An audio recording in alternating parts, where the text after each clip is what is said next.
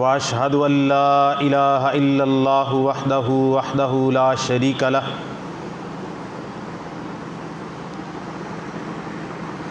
واشهد ان محمدا عبده ورسوله صلی اللہ علیہ وسلم۔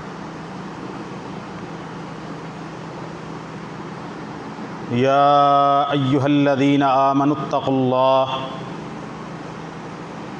حق تقاتہ ولا تموتن الا وانتم مسلمون۔ یا ایھا الناس اتقوا ربکم الذی خلقکم من نفس واحدہ وخلق منها زوجها وبث منهما رجالا كثيرا ونساء واتقوا الله الذي تساءلون به والأرحام إن الله كان عليكم رقيبا۔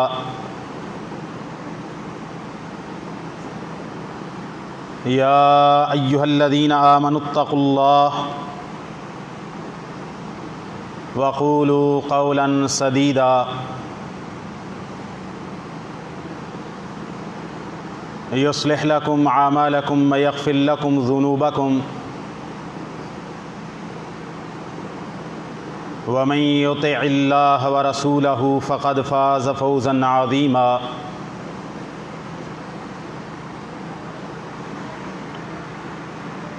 وقال جل وعلا في موضع آخر محمد رسول اللہ والذین معه اشداء علی الکفار رحماء بینہم تراہم رکعا سجدا یبتغون فضلا من اللہ ورضوانا سیماہم فی وجوہہم من اثر السجود ذالک مثلہم فی التوراۃ ومثلہم فی الانجیل۔ اما بعد فإن خیر الحدیث کتاب اللہ وخیر الہدی ہدی محمد صلی اللہ علیہ وسلم وشر الامور محدثاتها وکل محدثۃ بدعۃ وکل بدعۃ ضلالہ وکل ضلالۃ فی النار۔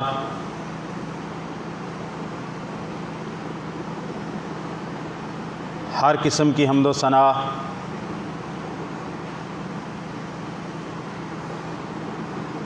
تعریفات، تسبیحات، تمجیدات اکیلے اللہ رب العالمین کے لیے ہے،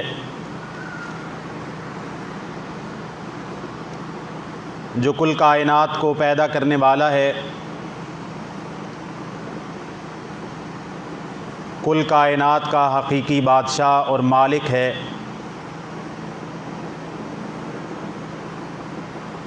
اور کائنات کی ہر چیز کو اکیلا ہی رزق پہنچانے والا ہے۔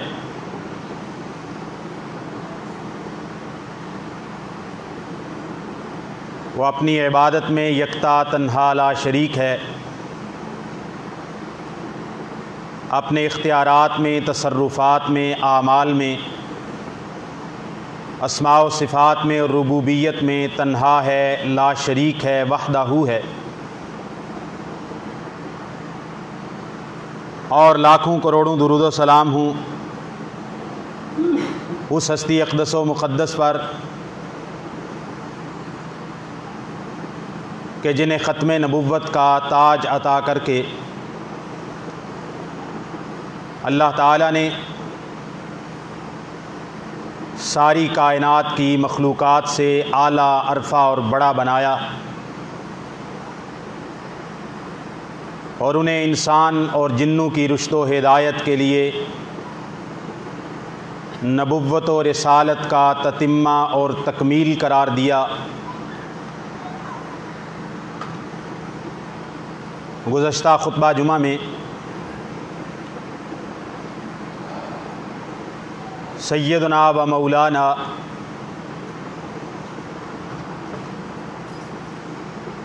خلیفۃ رسول اللہ صلی اللہ علیہ وسلم، رسول اللہ صلی اللہ علیہ وسلم کے رفیق سفر، آپ کے یار غار، آپ کے سسر سیدہ عائشہ رضی اللہ تعالی عنہا کے والد گرامی جناب ابو بکر رضی اللہ تعالی عنہ کے فضائل و مناقب آپ کے سامنے رکھے تھے۔ آج کے خطبہ میں میں جس شخصیت کا تذکرہ کرنے والا ہوں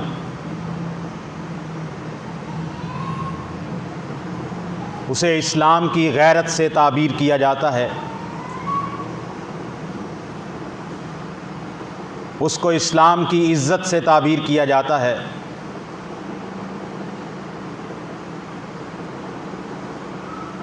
ان کو اسلام کا سب سے بڑا ہیرو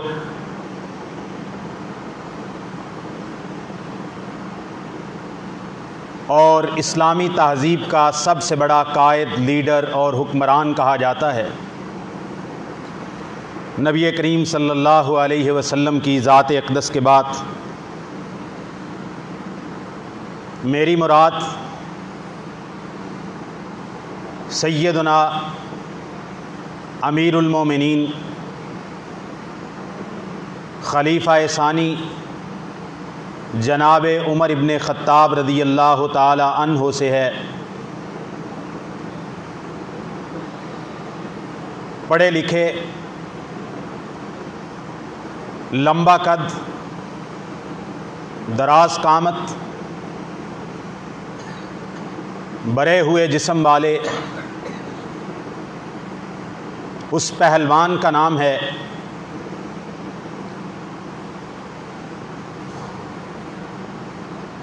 کہ جسے زندگی کے اندر کوئی بھی مد مقابل پہلوان پچھاڑ نہیں سکا ہے۔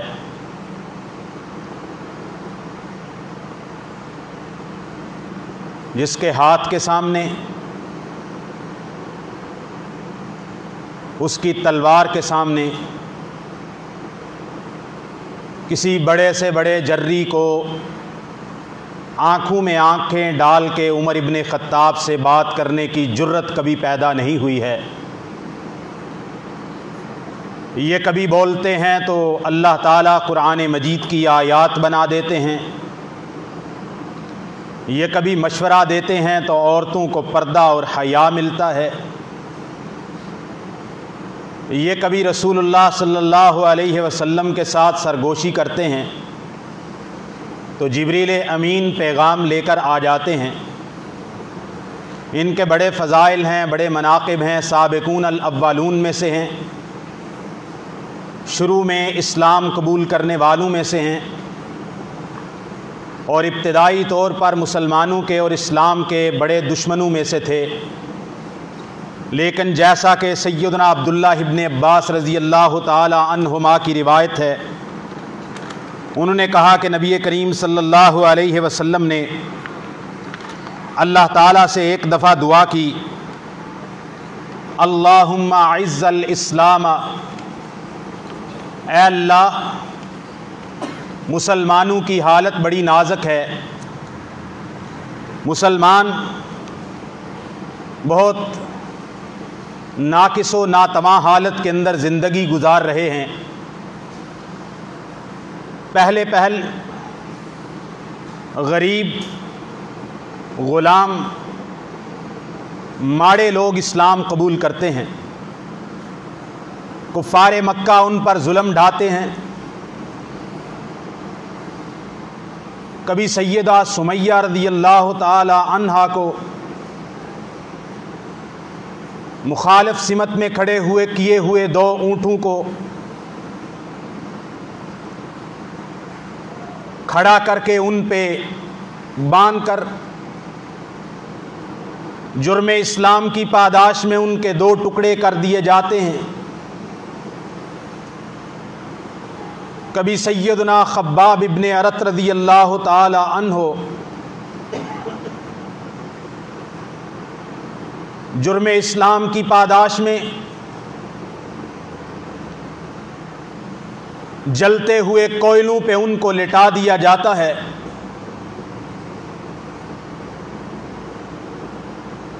ان کی چمڑی، ان کا گوشت پگھل کر کوئلے ٹھنڈے ہو جاتے ہیں،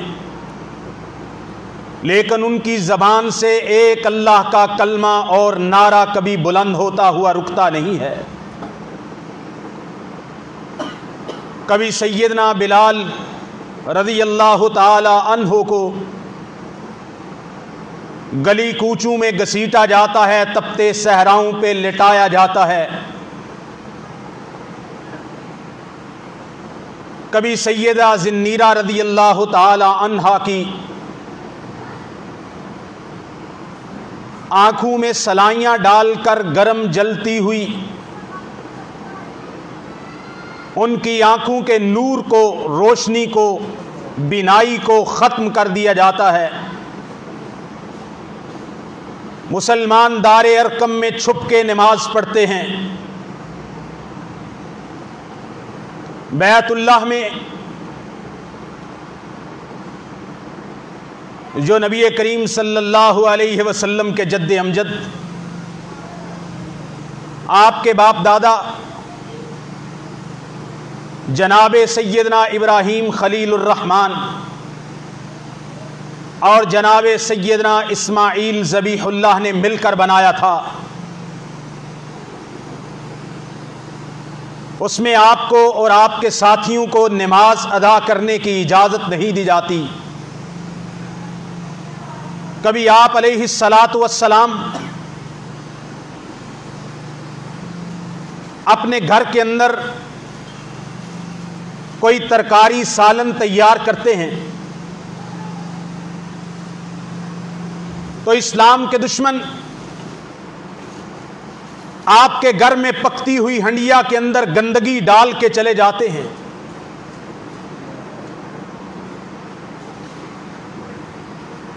قریشی ہاشمی ہونے کی وجہ سے، بیت اللہ کے متولی خاندان کے فرد ہونے کی وجہ سے، اگر کبھی حضرت رسول اللہ صلی اللہ علیہ وسلم بیت اللہ میں رب کی عبادت کے لیے، سجدہ ریزی کے لیے تشریف لے جاتے ہیں تو عین حالت سجدہ کے اندر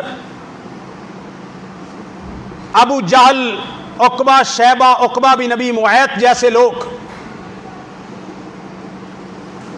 آپ کے جسد اطہر پہ لا کے اونٹ کی گندگی رکھ دیتے ہیں۔ دار ارقم کو اپنی تبلیغ کا مرکز بنائے ہوئے نبی رحمت صلی اللہ علیہ وسلم کے ہاتھ آسمان کی طرف اٹھتے ہیں۔ آپ اللہ تعالی سے فریاد کرتے ہیں،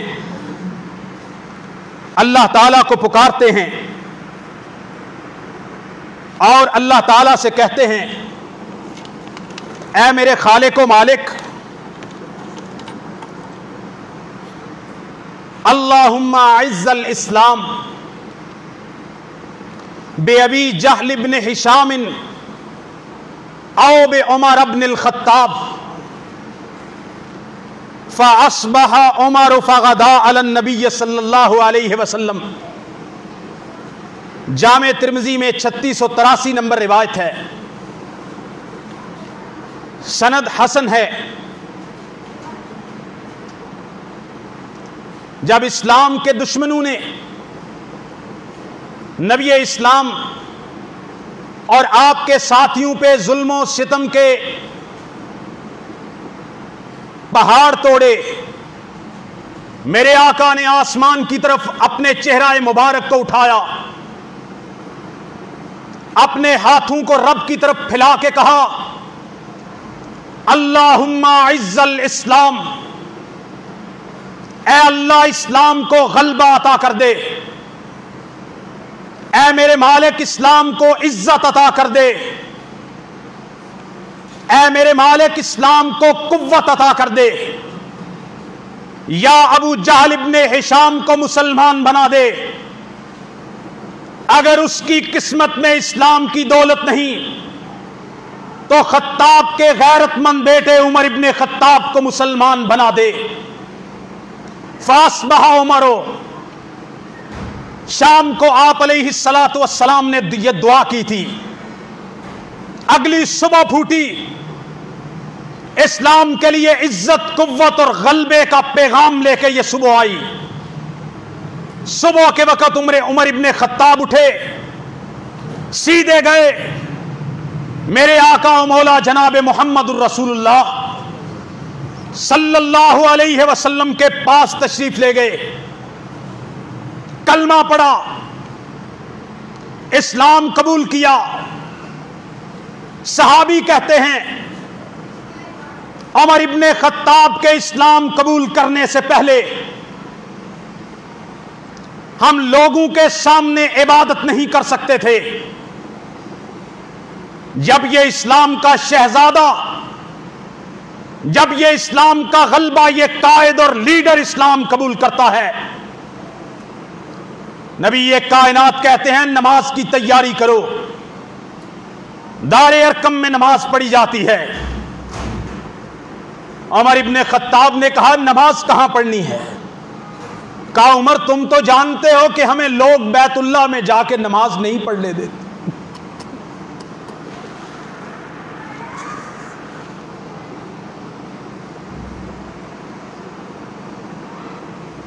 ہم یہاں چھپ کے نماز پڑھتے ہیں۔ سیدنا عمر ابن خطاب نے کہا میرے آقا و مولا عمر کے اسلام قبول کرنے کا کیا فائدہ ہے اگر آج بھی آپ کے ساتھیوں نے چھپ کر نماز پڑھنی ہے؟ آج اگر نماز پڑھی جائے گی تو سارے مکہ والوں کے سامنے بیت اللہ میں پڑھی جائے گی۔ یہ عمر ابن خطاب ہے، یہ اسلام کی قوت ہے، یہ اسلام کی غیرت ہے، اس کا نام اسلام کا غلبہ ہے۔ نبی رحمت صلی اللہ علیہ وسلم نے سیدنا عمر ابن خطاب رضی اللہ تعالی عنہ کے بڑے فضائل بیان کیے۔ میں اس مختصر وقت میں ان سب کا احاطہ نہیں کر سکتا۔ صحیح بخاری اور مسلم کے اندر حدیث آتی ہے، متفق علیہ حدیث ہے۔ سیدنا ابو ہریرہ رضی اللہ تعالی عنہ اس حدیث کے راوی ہیں۔ فرماتے ہیں نبی کریم صلی اللہ علیہ وسلم نے فرمایا لقد کان فی من قبلکم محدثون، آپ علیہ السلام نے فرمایا لوگوں تمہیں معلوم ہے تم سے پہلی امتوں کے اندر انبیاء کے علاوہ، نبی کے پاس تو وحی آتی ہے، رب کا پیغام آسمان سے آتا ہے۔ فرمایا لقد کان فی من قبلکم من الامم محدثون، صحیح بخاری اور مسلم کی روایت، صحیح بخاری میں 3689 نمبر۔ فرمایا تم سے پہلی امتوں کے اندر انبیاء کے ساتھی، نبیوں کے علاوہ جو نبی نہیں ہوتے تھے لیکن ان کے دلوں پہ اللہ تعالی حق کی باتیں القاء کرتا تھا، الہام کرتا تھا۔ فَإِنْ فِي أُمَّتِي أَحَدٌ فَإِنَّهُ عُمَرٌ، پہلی امتوں میں ملہمین ہوا کرتے تھے، محدثون ہوا کرتے تھے، جن کے دل پہ اللہ حق کی باتیں الہام کرتا تھا، وہ نبی اور رسول نہیں ہوتے تھے، امتی ہوتے تھے۔ اگر میری امت میں کوئی ملہم ہے، محدث ہے، جس پر حق کی باتیں اس کے سینے پہ القاء اور الہام کی جاتی ہیں، جس کو اللہ کی طرف سے میری امت میں الہام ہوتا ہے، وہ نبی نہیں ہے، وہ عمر ابن خطاب ہے رضی اللہ تعالی۔ اور اس کی آگے تصدیق میں کچھ روایتیں آپ کے سامنے رکھوں گا کہ عمر رضی اللہ تعالی عنہ کیسی کیسی الہامی باتیں فرمایا کرتے تھے جو قرآن مجید کی صورت میں وحی بن کے آ جایا کرتی تھی۔ سیدنا سعد ابن ابی وقاص رضی اللہ تعالی عنہ بیان کرتے ہیں نبی کریم صلی اللہ علیہ وسلم نے فرمایا یبن الخطاب، اے خطاب کے بیٹے عمر، والذی نفسی بیدہ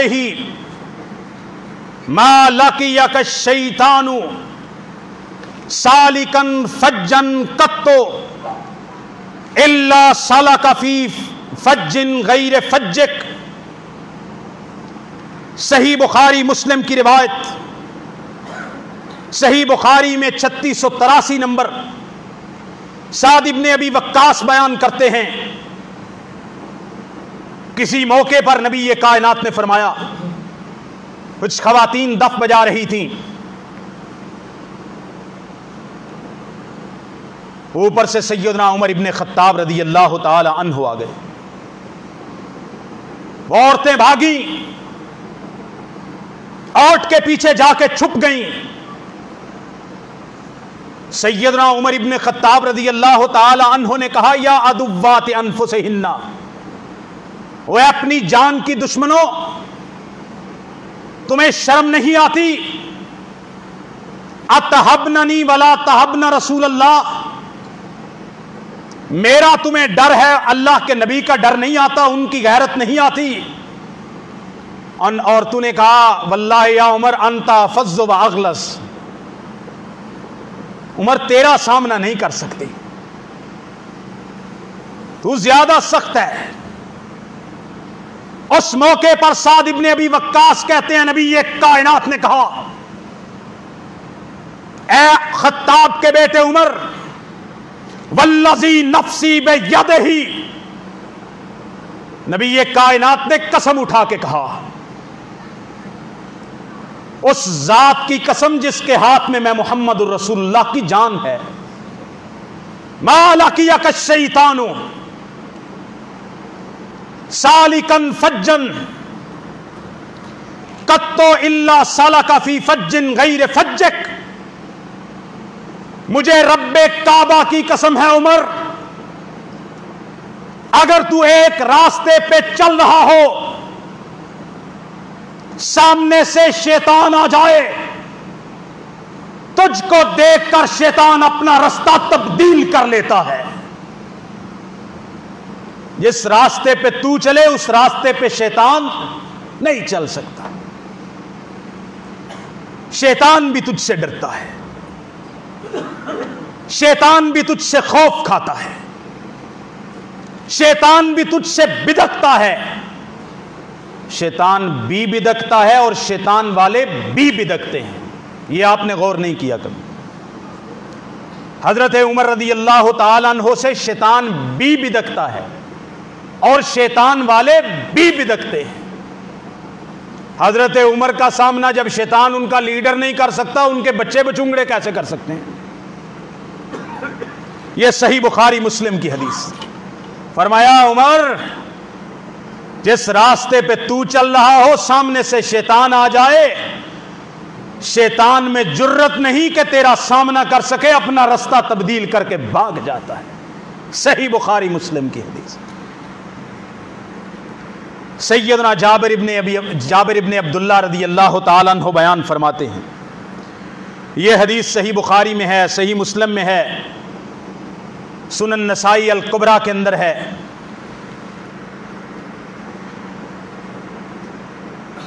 صحیح بخاری کے اندر 3679 نمبر، نبی کریم صلی اللہ علیہ وسلم نے فرمایا، جابر بیان کرتے ہیں، جب اللہ تعالیٰ نے مجھے معراج کروائی، جنت کی سیر کروائی، جنت کے مختلف بالا خانے دکھائے، جنت میں میرے امتیوں کے محلات دکھائے، میرے غلاموں کے، میرے یاروں کے، میرے اصحاب کے، میرے جانثاروں کے مکانات دکھائے، دخلت الجنت، میرے آقا کہتے ہیں میں معراج کی رات جنت میں داخل ہوا، فَإِذَا أَنَا بِالرُّمَيْسَا، وہاں پر میں نے انس ابن مالک کی ماں ام سلیم رضی اللہ تعالی عنہا کو جنت میں دیکھا۔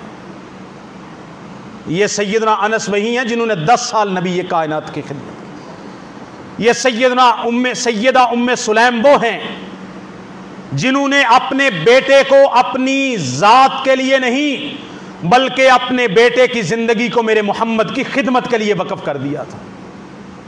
یہ ام سلیم، یہ ابو طلحہ انصاری کی بیوی، سیدنا انس کی ماں. آپ فرماتے ہیں جنت کو دیکھا، وہاں میں نے ام سلیم کا گھر دیکھا، ام سلیم کو جنت کے اندر پایا ہے. وَسَمِعْتُ خَشْفَةً، میں نے ایک آہٹ سنی، آواز سنی. فَقُلْتُ مَنْ هَذَا، جبریل سے پوچھا یہ آہٹ، یہ آواز، یہ سرسر کس کی تھی؟ فرمایا هَذَا بِلَالٌ، یہ جو آپ نے جنت میں آہٹ، قدموں کی آواز سنی ہے، یہ آپ کے غلام، آپ کے جانثار بلال ابن رباح رضی اللہ تعالی عنہ کے چلنے کی آواز ہے. یہاں تو وہ ذکر نہیں ہے، فائدے کے لیے ذکر کر دیتا ہوں. نبی رحمت صلی اللہ علیہ وسلم معراج سے واپس آئے، آ کے سیدنا بلال سے گویا ہوئے. فرمایا بلال بے سمقتنی فی الجنہ انی سمیت خشفان علیک فی الجنہ، بلال تو جنت میں مجھ سے سبقت کیسے لے گیا؟ میں وہاں گیا ہوں، تیرے قدموں کی چاک سنی ہے، وہاں میں پہنچا، تیرے قدموں کی چاک پہلے سے آ رہی تھی، کیسے وہاں سبقت لے گیا؟ تیرے قدموں کی چاک، تو چلتا زمین پہ ہے، آواز جنت میں سنائی دیتی ہے، کیا کرتے ہو؟ فرمایا آپ کی غلامی کے علاوہ تو کوئی مجھے عمل یاد نہیں ہے. ہاں ایک کام کرتا ہوں جو عام لوگ نہیں کرتے، جب بھی وضو کرتا ہوں وضو کی 2 سنتیں 2 نفل ادا کر لیتا ہوں. یہ فضیلت کی وجہ ہو سکتی. قصہ مختصر، بلال کو بھی دیکھا، اس کے قدموں کی آہٹ کو بھی سنا، ام سلیم کو جنت میں دیکھا. جبریل نے کہا ذرا آگے چلیے. وَرَأَيْتُ قَصْرًا بِفَنَائِهِ جَارِيَةٌ فَقُلْتُ لِمَنْ هَذَا قَالَ هَذَا لِعُمَرَ، کہتا ہے مجھے آگے لے جایا گیا، میں نے ایک بہت بڑا جنت کا محل دیکھا، بہت بڑا محل. اس کے صحن کے اندر جنت کی ایک عورت، جنت کی حور، جنت کی عورت اس محل کے اندر ٹہل رہی تھی، چل رہی تھی. میں نے فرشتے سے پوچھا یہ محل خوبصورت جنت میں، یہ کس کے محل کو دکھانے کے لیے لائے ہو؟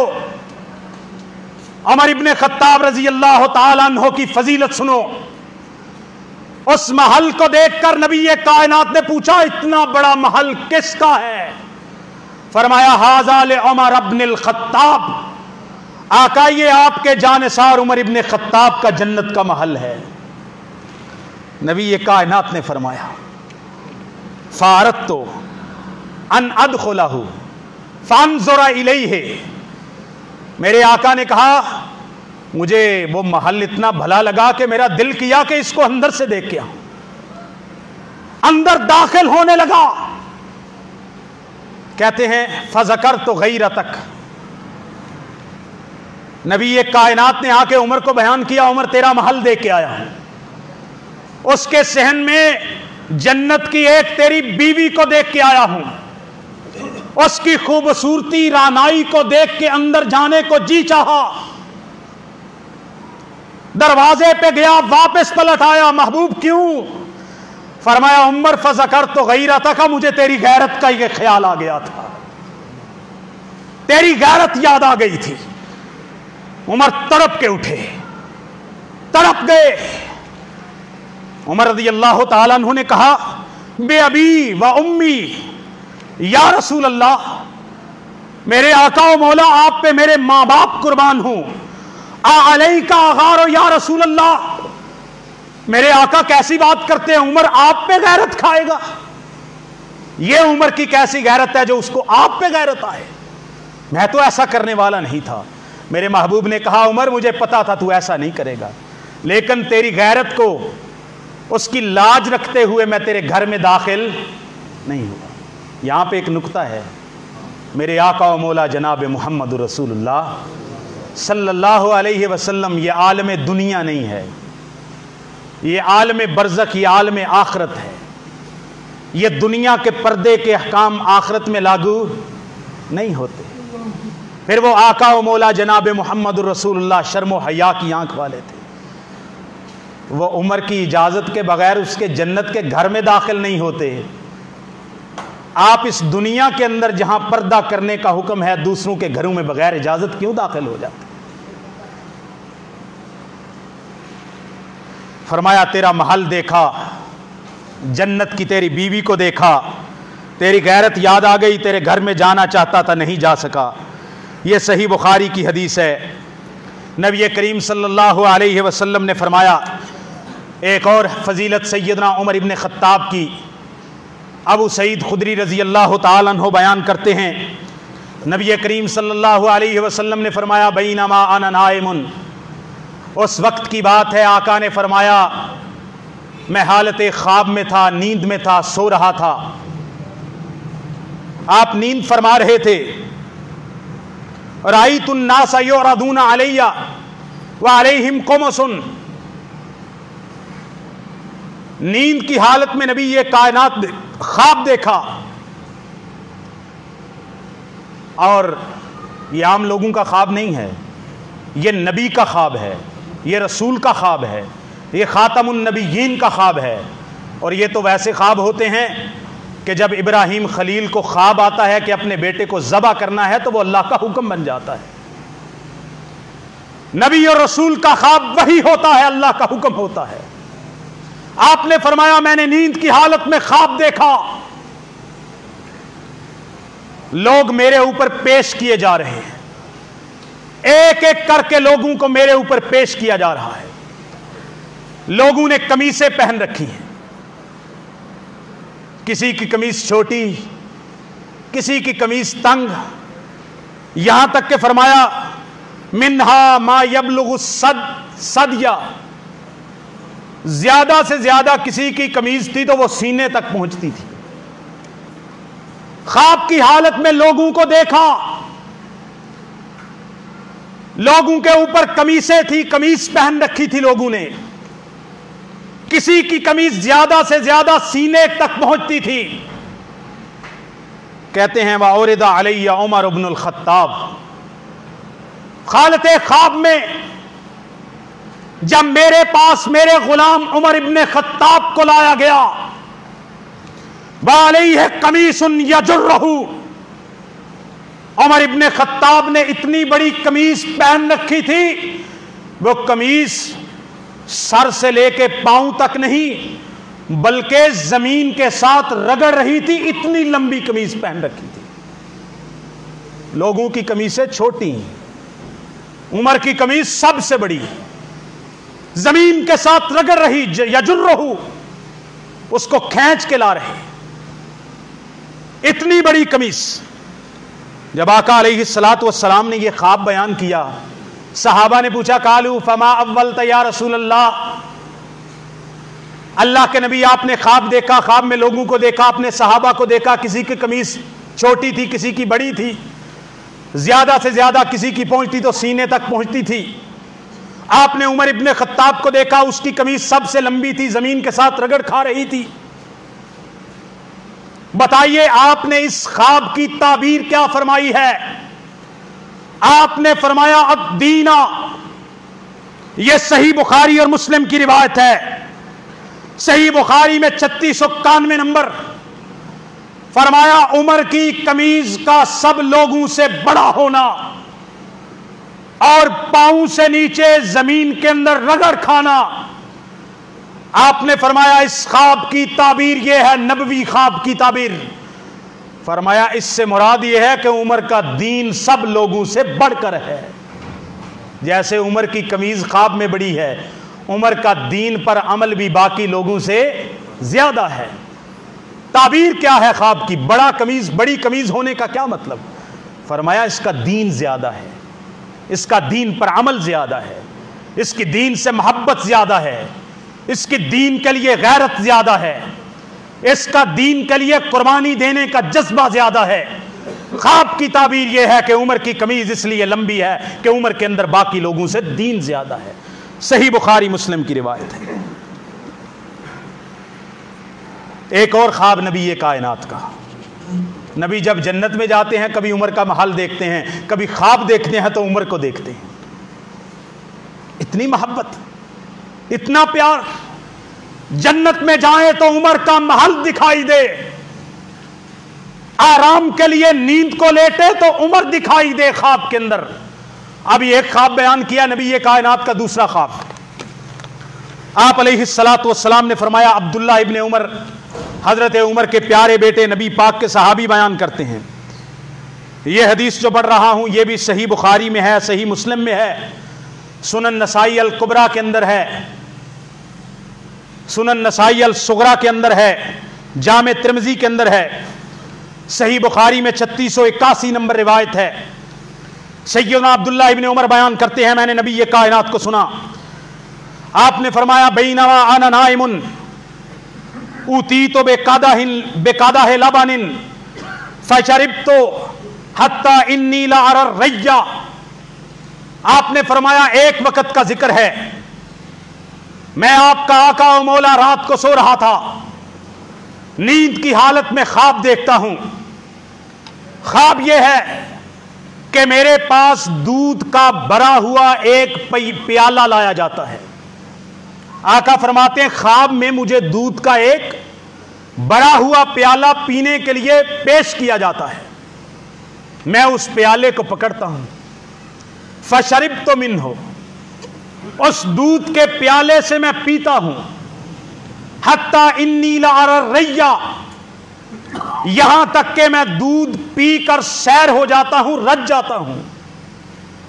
پھر کیا کرتا ہوں؟ آپ علیہ الصلوۃ والسلام نے فرمایا، اتنا دودھ پی لیا میں نے خواب کے اندر، مجھے ایسے لگ رہا ہے جیسے میرے ناخنوں سے بھی دودھ نکل رہا ہے، اتنا سیر ہو کے میں نے خواب میں دودھ پیا۔ ثم اعطیت فضلی عمر بن الخطاب، آپ علیہ الصلوۃ والسلام نے فرمایا، جو میں نے دودھ پی کے چھوڑا، جو میں نے دودھ پی کے چھوڑا، میرا جھوٹا دودھ، میرا بچا ہوا دودھ، میرے تبرک کا دودھ، دنیا میں اگر تبرک ہوتا ہے تو محمد رسول اللہ کا ہوتا ہے، آپ کے بعد کسی کا تبرک اہل سنہ والجماعہ مانتے نہیں ہیں۔ آپ کے بالوں کا تبرک، آپ کے کپڑوں کا تبرک، آپ کے برتنوں کا تبرک، آپ کے بچے ہوئے مشروب اور کھانے کا تبرک، آپ کے جانور اور سواریوں کا برکت، آپ کے گھر کی برکت، آپ کی تلواروں کی برکت، آپ کی ذات کی برکت، آپ کے کلمات کی برکت، آپ کی روایات اور احادیث اور اعمال کی برکت، نبی یہ کائنات کا تبرک مانتے ہیں، اس کے بعد کسی کا تبرک اہل سنہ نہیں مانتے۔ آپ نے فرمایا،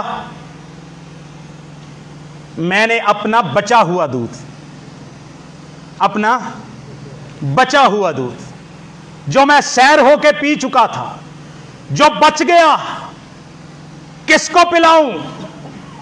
آپ نے فرمایا، اعطیت فضلی عمر بن الخطاب، میں نے اپنا بچا ہوا دودھ کا پیالہ عمر ابن خطاب کو دے دیا۔ خواب ختم ہوئی، صحابہ کے سامنے خواب بیان کی کہ میرے پاس اللہ کی طرف سے دودھ کا پیالہ لایا گیا، میں نے سیر ہو کے پیا، بچا ہوا دودھ عمر کو پینے کے لیے دیا۔ صحابہ نے کہا، فرما اول تا یا رسول اللہ، ہمارے آقا و مولا اس خواب کی تعبیر اور اس کا معنی مفہوم بھی بتا دیجئے۔ آپ علیہ الصلوۃ والسلام نے فرمایا، العلم العلم العلم، فرمایا وہ جو دودھ سے بھرا ہوا پیالہ تھا وہ علم تھا۔ وہ کیا تھا؟ علم تھا۔ میں نے اس دودھ کے پیالے کو پیا، میرے پاس تو نبوت و رسالت کا سب سے بڑھ کر علم تھا اللہ کی مخلوق میں سے، اور میں نے اپنے علم میں سے اگر کسی کو حصہ دیا ہے تو وہ عمر ابن خطاب رضی اللہ تعالیٰ عنہ۔ اپنا بچا ہوا دودھ خواب میں کس کو دیا؟ عمر کو دیا. اور دودھ کے پیالے سے مراد کیا ہے؟ علم. اللہ کے نبی نے اپنا بچا علم کس کو دیا؟ عمر ابن خطاب رضی اللہ تعالی. اور اس بات کا انکار کیوں کرتے ہیں کہ علی رضی اللہ تعالی عنہ، حالانکہ روایت میں کلام ہے کہ وہ علم کے شہر کے دروازے ہیں. اور یار اگر وہ علم کے شہر کے دروازے ہیں، میرے تو سر کے تاج ہیں، میرے تو ایمان کا حصہ ہے. میرے دل میں علی المرتضیٰ کے بارے میں ریب آئے، میرا ایمان چلا جائے. اگر وہ علم کے شہر کا دروازہ ہے تو اس علم کے منزل کا، اس محل کا ایک ستون تو عمر ابن خطاب بھی ہے نا. اس کا انکار کرنے کی کیا وجہ ہے؟ آپ نے فرمایا میں نے اپنا بچا ہوا علم کس کو دیا؟ عمر ابن خطاب کو دیا. سیدنا ابو ہریرہ رضی اللہ تعالیٰ عنہ تیسرا خواب نبی کائنات کا بیان کرتے ہیں، اور اس خواب کی تعبیر میں دو شخصیات ہیں. اس کا ایک کا نام ابو بکر ہے، دوسرے کا نام عمر ابن خطاب. تیسرا خواب راوی سیدنا ابو ہریرہ، آپ نے فرمایا انا نائم رأیتنی علی قلیب علیہا دلو فنزعت منہا ما شاء اللہ ان انزعها. آپ نے فرمایا میں نے خواب میں دیکھا کہ ایک کنویں پہ بیٹھا ہوں جس کے اوپر منڈیر نہیں بنائی گئی. ایک کنواں ہوتا ہے اینٹیں لگا کے اس کے اوپر دیوار اوٹ منڈیر بنا دیتے ہیں. ایک کنواں ہوتا ہے بغیر منڈیر کے، اس کو عربی کے اندر قلیب کہتے ہیں. آپ نے فرمایا میں نے دیکھا کہ میں ایک کنویں پہ بیٹھا ہوں جو بغیر منڈیر کے ہے. میرے ہاتھ کے اندر ایک بڑا ڈول ہے، اور میں اس ڈول کے ساتھ کنویں سے پانی کھینچتا ہوں، لوگوں کو پلاتا ہوں. نبی کائنات صلی اللہ علیہ وسلم نے فرمایا جب تک اللہ چاہے گا میں یہ ڈول کھینچتا رہوں گا. جب تک اللہ تعالیٰ مجھے اس دنیا میں رکھے گا میں ڈول کھینچتا رہا، جب تک اللہ نے چاہا. خواب کا عالم ہے. آپ نے فرمایا ثم اخذها ابن ابی قحافہ، پھر یہ میرے بعد ڈول جو میں کھینچ رہا تھا، جس سے میں لوگوں کو سیراب کر رہا تھا، میرے ہاتھ سے لے کے لوگ پانی پی رہے تھے، جب تک اللہ نے چاہا میں نے یہ ڈول کھینچا، لوگوں کو سیراب کیا. ثم اخذها ابن ابی قحافہ، پھر میرے بعد میرے ہاتھ سے یہ ڈول میرے یار غار ابو بکر رضی اللہ تعالیٰ عنہ نے پکڑ لیا. آپ علیہ الصلوۃ والسلام نے فرمایا فنزع بها ذنوبا او ذنوبین، پھر ابو بکر نے ایک یا دو ڈول نکالے ہوں گے کنویں سے. یہ سیدنا ابو بکر رضی اللہ تعالیٰ عنہ کی خلافت کی طرف نبی کائنات صلی اللہ علیہ وسلم کا اشارہ ہے. جناب ابو بکر رضی اللہ تعالیٰ عنہ کی خلافت 2 سال سے کچھ زیادہ ہے، 2.25 سال 2.5 سال. ابو بکر مجھ سے ڈول لے کر، یعنی آپ کے بعد آپ کے ڈول کا جانشین کون؟ خلیفہ بلا فصل کون؟ ابو بکر رضی اللہ تعالیٰ. نبی کے ہاتھ سے ڈول کس نے پکڑا؟ جناب ابو بکر نے. ایک یا دو ڈول کھینچے. آپ نے فرمایا ابو بکر کے ڈول کھینچنے میں ذرا نرمی تھی، شفقت تھی. اور ایک اور روایت بھی ہے، میں پچھلے جمعے میں چھوڑ گیا تھا. آپ نے فرمایا ارحم امتی بے امتی ابو بکر، میری امت کے لوگوں کے ساتھ سب سے زیادہ مہربان میری امت میں سے اگر کوئی ہے تو میرا یار ابو بکر ہے. اتنی شفقت، اتنی رحمت، اتنی مہربانی، دل کی نرمی. دلوں کو نرم کرو، یہ فضیلت کی بات ہے. دلوں کا سخت ہونا یہ فضیلت کی بات ہے. ہاں اسلام کے لیے غیرت، اسلام کے لیے قوت، سخت ہونا یہ فضیلت کی بات ہے. لوگوں کے ساتھ سخت ہونا یہ فضیلت کی بات نہیں، یہ تو بد اخلاقی ہے. جناب ابو بکر نے 2 ڈول نکالے.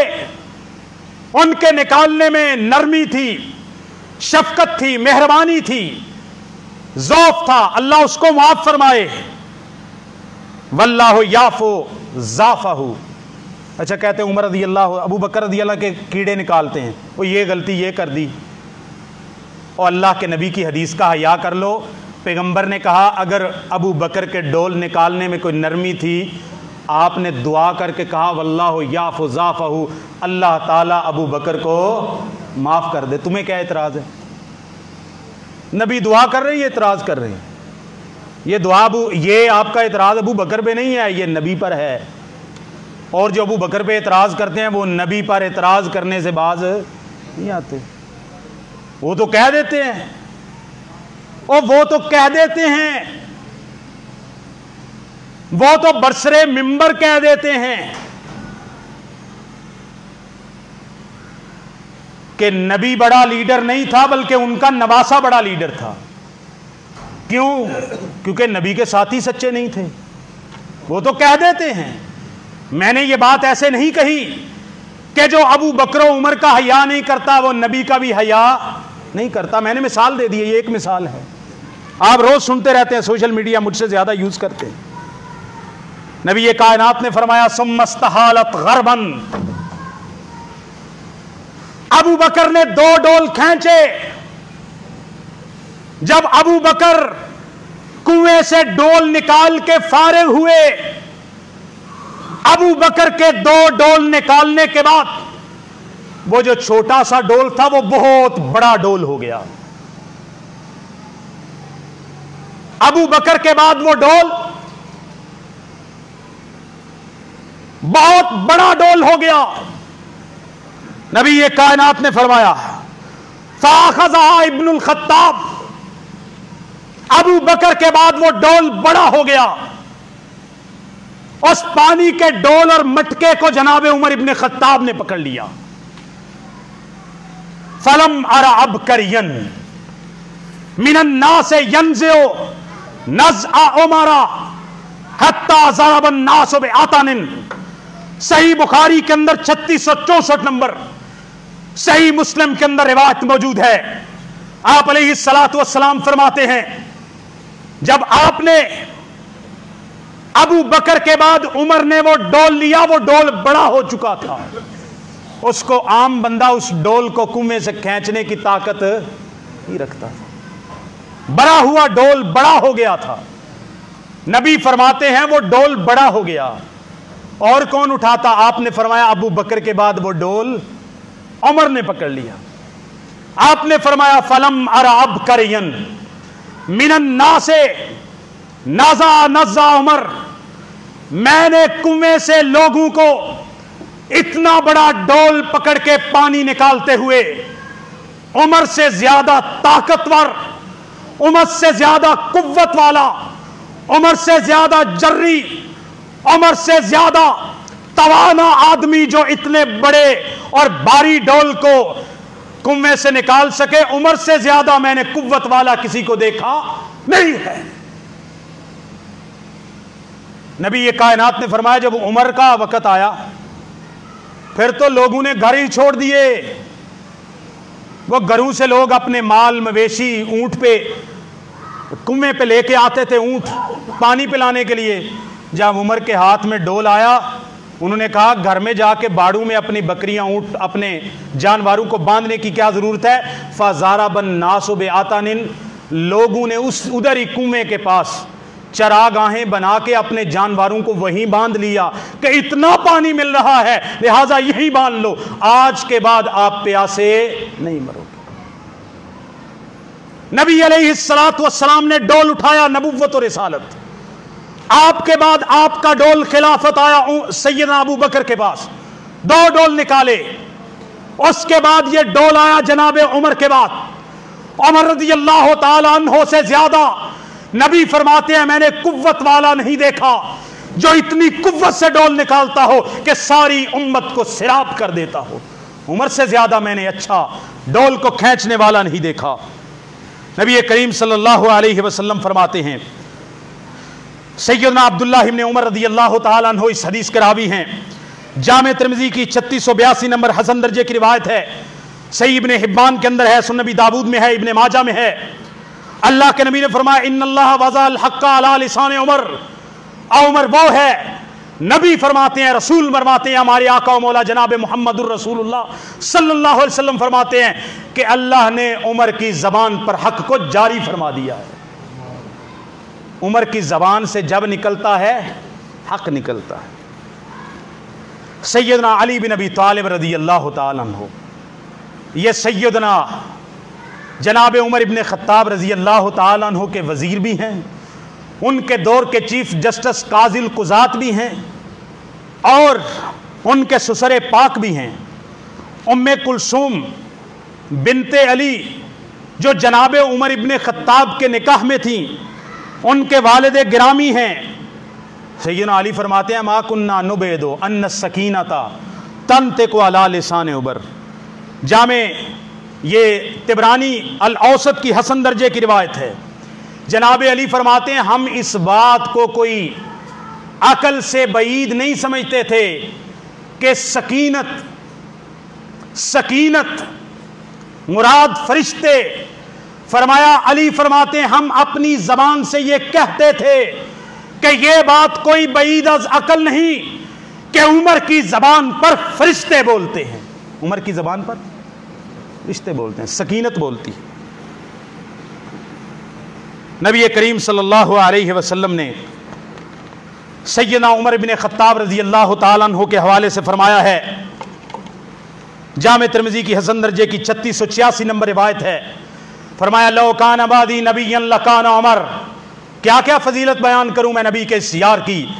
فرمایا میں آخری نبی ہوں، میرے بعد کوئی نبی نہیں ہے، میرے بعد کسی کو نبوت اور رسالت نہیں ملتی۔ اگر میرے بعد کوئی نبی ہو سکتا میری امت میں سے لکانا عمر بن الخطاب، اگر میرے بعد کوئی نبی ہوتا تو کون ہوتا؟ عمر ہوتا۔ الا انہ لا نبی بعدی، لیکن میرے بعد کوئی نبی نہیں ہے۔ ایک اور روایت ہے پہلے ہی پڑھ چکا ہوں، ان الشیطان لیخاف منک یا عمر۔ آپ نے ایک موقع پہ فرمایا تھا عمر شیطان تجھ سے ڈرتا ہے، شیطان تجھ سے ڈرتا ہے۔ جامع ترمذی کی حسن درجے کی روایت ہے، نبی کریم صلی اللہ علیہ وسلم ایک موقع پر ایک کوئی حبشی عورت تھی، وہ ایسے کوئی کرتب کر رہی تھی، جامع ترمذی وغیرہ کے اندر حسن درجے کی روایت ہے، ایک حبشیہ عورت تھی کوئی کرتب کر رہی تھی، اس کے پاس بچے لوگ عورتیں اکٹھے ہو گئے، اوپر سے عمر ابن خطاب آ گئے رضی اللہ تعالی عنہ۔ جب انہوں نے جناب عمر کو دیکھا کہ حبشیہ عورت کے کوئی کرتب دیکھ رہے تھے، جناب عمر پہ نظر پڑی، سارے بھاگے۔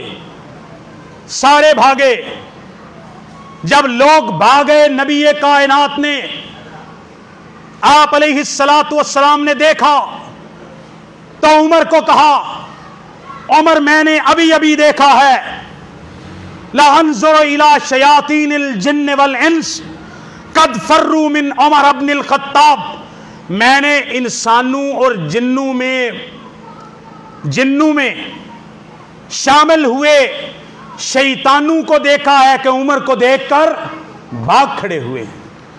نبی کائنات صلی اللہ علیہ وسلم کے یہ پیارے صحابی، میں نے شروع میں سب سے پہلی حدیث بیان کی تھی کہ نبی کائنات نے فرمایا پہلی امتوں کے اندر ملہم ہوتے تھے، محدث ہوتے تھے، جو نبی اور رسول نہیں ہوتے تھے، لیکن ان پر اللہ تعالیٰ ان کو الہام کرتا تھا، ان کے دل پر، ان کے سینے پہ حق کی باتیں الہام ہوتی تھی۔ فرمایا اگر میری امت کے اندر کوئی الہام والا بندہ ہے تو وہ عمر ابن خطاب ہے۔ آپ اس کی مثالیں 3-4 سن لیجئے۔ سیدنا عمر ابن خطاب فرماتے ہیں، جناب انس اس کے راوی ہیں، جناب عمر راوی ہیں، عبداللہ ابن عمر فرماتے ہیں جناب عمر نے کہا وا وقت ربی فی ثلاثن، میں نے 3 باتوں میں اپنے رب کی موافقت کی ہے، 3 باتوں میں اپنے رب کی موافقت کی ہے۔ صحیح بخاری کی دوسری روایت کے مطابق وافقت جبریل فی ثلاثن، جناب عمر کہتے ہیں میں نے جبریل کی موافقت کی ہے، کتنی چیزوں میں؟ 3 چیزوں میں، یعنی جو میں نے مشورہ دیا وہی قرآن آ گیا، جو میں نے مشورہ دیا اسی پہ جبریل پیغام لے کے آ گئے۔ میں نے 3 باتوں میں اپنے رب کے، میرے مشورے اور رب کی آیات آپس میں موافقت کھاتی ہیں۔ پہلی چیز، نبی کریم صلی اللہ علیہ وسلم عمرہ فرما رہے ہیں، پہلا عمرہ جو ہجرت کے بعد کیا صلح حدیبیہ کے بعد، یہ صحیح بخاری کی حدیث ہے۔ آپ عمرہ کر رہے، بیت اللہ کا طواف کر رہے، 7ویں چکر پہ پہنچے، جناب عمر نبی کائنات کے کان میں کہتے لو اتخذنا मुकाम इब्राहीम मुसल्लन, आका मेरा दिल करता है कि बैतुल्लाह के तवाफ से जब फारिग हूं तो उसके बाद मुकाम इब्राहीम के पीछे 2 रकत नमाज पढ़ लें। हज जनाबे आदम अलैहिस्सलाम से चल रहा था, इसकी तजदीद जनाबे इब्राहीम ने की। नबी ये कायनात ने इससे पहले जमाना जाहिलियत में हज किए थे, लोग हज करते आ रहे थे, कोई ये तरीका नहीं था कि हज करो, तवाफ करो बैतुल्लाह का, नफली तवाफ हो, फर्जी तवाफ करके 2 रकत मुकाम इब्राहीम पे नमाज पढ़ो। उमर इब्ने खत्ताब कहते हैं अल्लाह के नबी मेरा दिल करता है कि मुकाम इब्राहीम के ऊपर, मुकाम इब्राहीम के पीछे हम 2 रकत नमाज पढ़ें। जब इधर से उमर इब्ने खत्ताब ने मशवरा दिया, उधर से नबी ये कायनात पे वही की कैफियत तारी हुई।